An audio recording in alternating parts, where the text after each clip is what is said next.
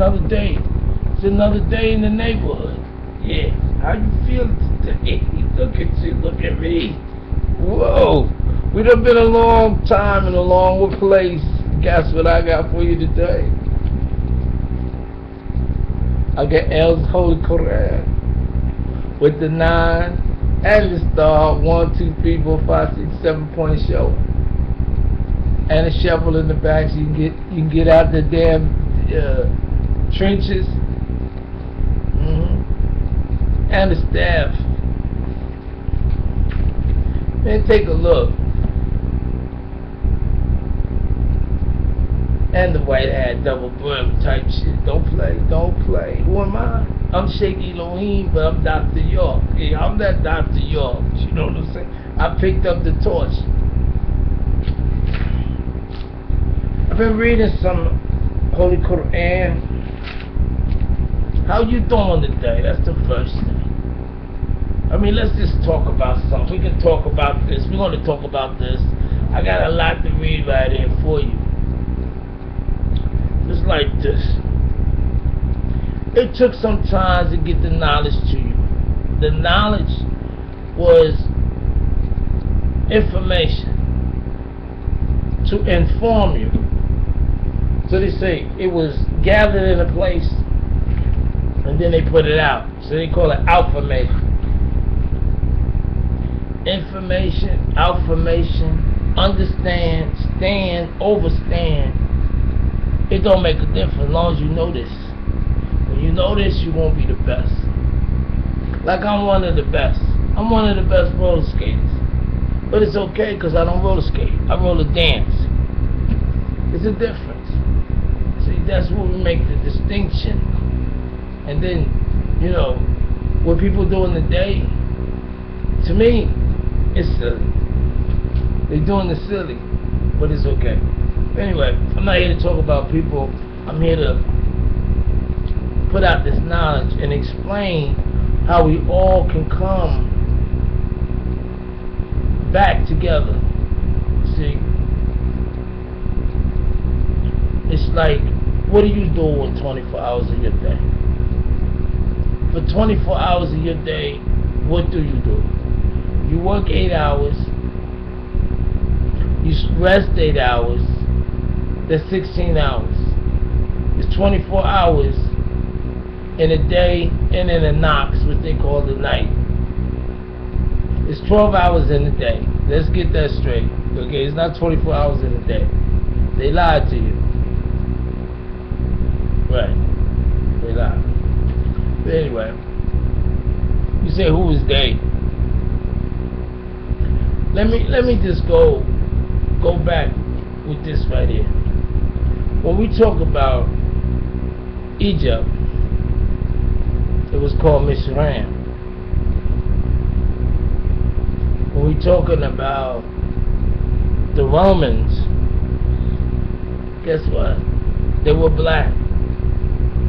When we talk about the Greeks, guess what? They were black. These are the things they don't tell you. They tell you about the Greeks went to Mizraim, or the Greeks went here and they did that, but they were black. Everything comes from what they call black, but the word wasn't black, and actually it was brown, more brown than black. When it got to being black, it was slacking. It was slacking because it started to deteriorate when it got to be black. Now they have some fast talking people that say when you think in darkness. Those are I guess that's what the humans do, but that's not what we do. Because when I close my eyes, I see colors. I see brights, whites, I see reds, I see greens, I see all colors. But some people is not seeing anything. But I'm here to try to cut your lights on so you can see. And stop talking about the white man Like, what do you do all day? When you take a right, and you want to be right, you got some toilet paper, so you got logins. Do you appreciate that? Electricity, do you appreciate that? Oil for your car, do you appreciate that? Your car that you didn't build. You say, well, at one time we couldn't read, but you can read now. And I'm going to read to you. And we should be reading to one another. And we should be reading the best of the thing. This is like champagne or whatever you drinking that gets you where you need to be at. This is where you need to be at, right here. See? By Dr. Malachi York. And I am Dr. York. I am York. Me, New York. The new you. For you. So people want to say I'm not. Whatever. It don't make me no difference because nobody gonna be me but me. So, as we continue, we on or about when we're talking about, in this book, it talks about Muslims, will have to admit that they do not have the original Quran. The Quran that they hold in their hands today is not the original. If you ask any sincere Muslim, do they have the original Quran, they will say they have the oldest copy of the Quran. Or this Quran has no doubt in it. However, oldest does not mean original. And the Quran does have doubt in many forms and many mistakes. Sorry, but it has been proven that it does. The Quran that you hold in your hand today has been proven fallible. It does have mistakes in the Arabic and mistranslations in the English. Contradiction and mistakes go on and on. And being that Muslims do not have the original Quran, they have no foundation for their religion without it. Muslims have a habit of talking about the Quran like it's so unique or original, and it comes from Judaic and Christian teachings and books. The very Quran put forth a 100-year-old challenge to produce a book, and it was produced. And this book is from, the book is called The Life of the Messiah in Classical Arabic Tongue. And it was printed in the year 1987. So it says, according to the author, the book that was written to show Muslims that the challenge that have been making for 1400 years has finally been met. In this book, The Life of the Messiah in the Classical Arabic Tongue, verses from the Quran were also taken and recorded using the language of the Quran. So the book sounds as if it was written like the Quran. Make note that if the challenge has anything to do with a book being able to match the symbolism in the Quran, then it means nothing, because there is a book more symbolic, which is the book of Revelation called the Injil in Quran 3:3, Quran 5th Surah 49th ayat and 5th chapter the 71st verse.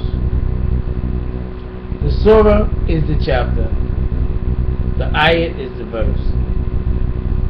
It's full of, the book of Revelation is full of prophecies, events that came or coming true right now. As I've said in the past, if we people who are natives of the Arabic language are honest, which is very difficult when it comes down to Quran, we will admit that the language and the construction of this book, The Life of the Messiah in the Classical Arabic Tongue, written in the same Arabic of the Quran, its speaking ability is as that of the Quran. I have been reading the Quran in Arabic all my life. It's the same and face it. It speaks about Holy Quran. Oh, the 5:10 in part.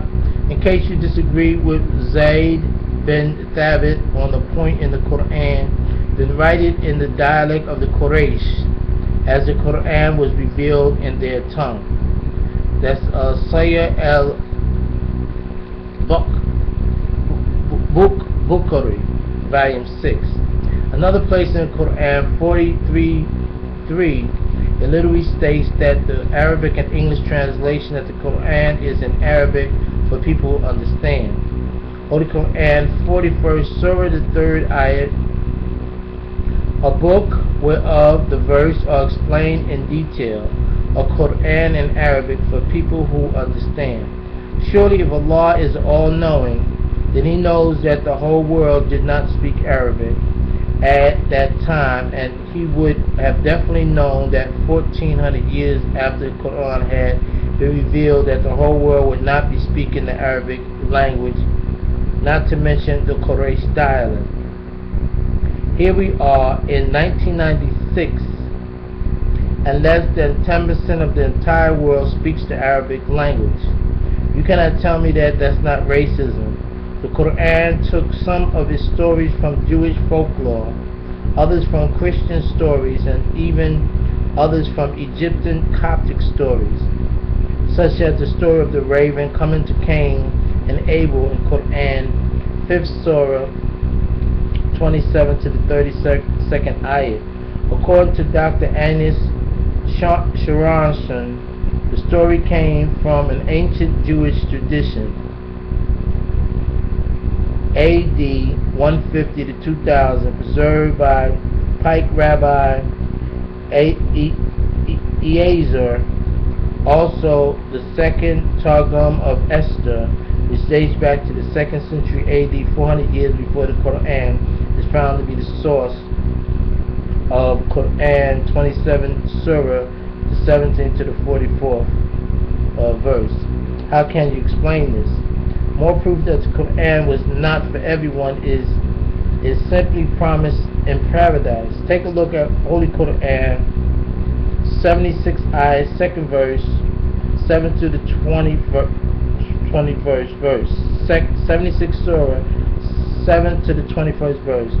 And let's see exactly what you are going to be getting in paradise. The first talks about garments of silk. The Ashuric or Syriac Arabic word for silk is haririn, and means dressed in silk, wholly composed of silk. Now, Persia, China, India, and South Korea are the biggest producers of silk. To the Persian, Chinese, and Indians and South Koreans, silk is not a big deal. Not to mention you can go to a fabric store right here on earth and purchase as much silk as you like. Thus, the promise is obsolete. Reclining on raised thrones. The thrones that the Quran promised are not more than couches that anybody who can afford furniture has in their living room or dining room. When Muslims hear the word throne, they are thinking of kingship. However, this is not what the Quran is talking about. The Syriac Arabic word being used for throne is ariiki, and is defined as raised couches, ornamentally furnished and decorated, which is a tent or a pavilion or a chamber. Its word does not imply that you will have authority or sit on a throne next to God. Thus, this promise is not what you are expecting. The third promise is neutral weather. The days won't be too hot and the nights won't be too cold. Not on every part of the earth is the sun too hot during the day and too cold during the night. So this statement obviously couldn't apply to the entire world. However, it does apply to the people who live in the desert and have to deal with this kind of weather. Not to mention scientists know how to control the weather. So whomever is controlling the weather is the person Muslims should be talking to about the weather. Or better yet, relocate to another part of the country or world where the weather is tolerable. Thus, this promise is obsolete. They say bunches of fruit is the fourth thing that you promised. Think for a minute. The only place that people cannot grow fruit are barren lands such as the desert and lands that have been stripped of their natural resources for whatever reason. So to a person who does not have fruit readily accessible, bunches of fruit is a luxury. Thus this promise is ridiculous. 5. Quran 78 Surah 33rd Ayat 78th chapter 33rd verse promise young female companions called Harirun or pubescent maidens.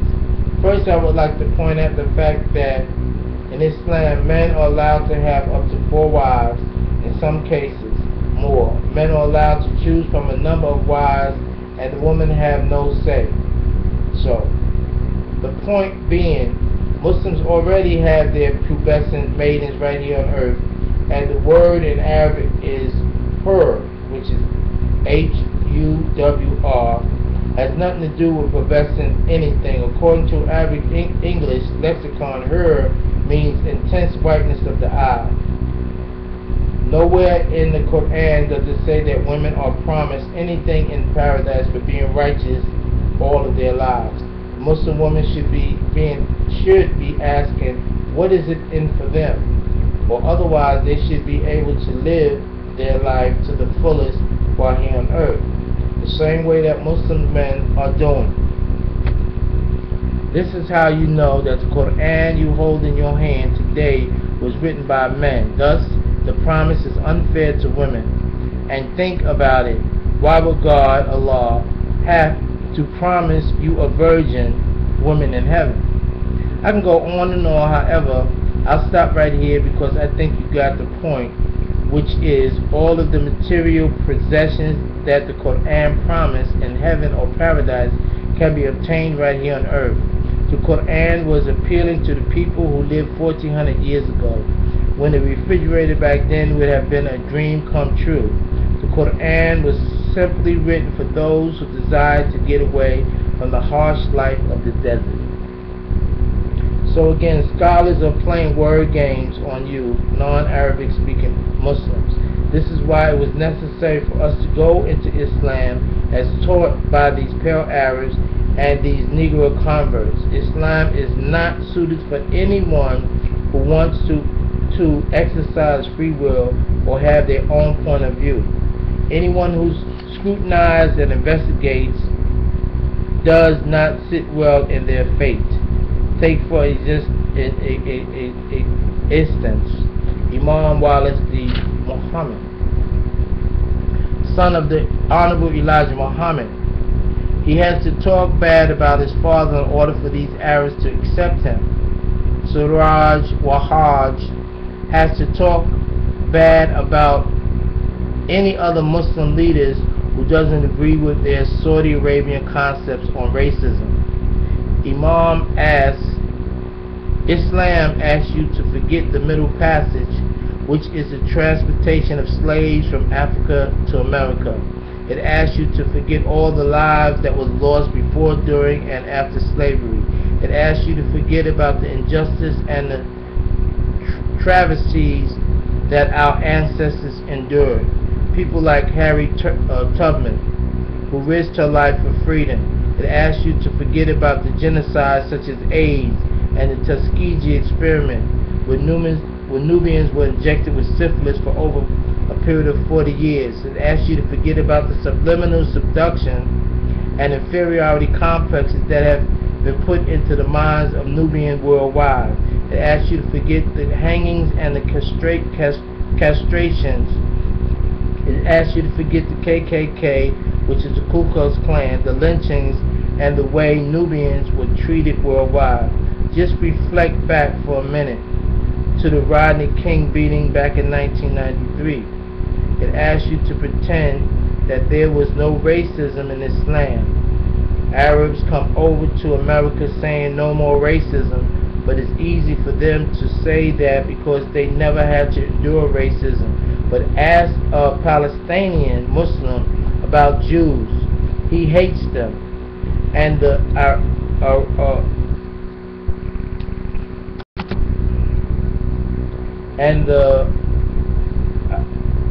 Iraqians about the Eurasians, he hates them, and the Afghanistans about the Russians, and the Bosnians about the Croatians, etc. They all hate other races for what they did to them. But us Nubians are being told it is wrong to hate the Caucasian for what he has done, what he has did and is still doing to us. If any Nubian who tells you to forget all of the suffering and pain and all of the history, he is lying. It has asked you to ignore reality, scientific fact. It creates its own geography in a nutshell. It asks you to have blind faith, and simply the blind leading the blind. So in order to get our people out of this spellbinding religion, we couldn't merely study it and talk about it. We had to get inside of it, live in Islam and become part of it, make it one of our schools on the way to Nuwapu.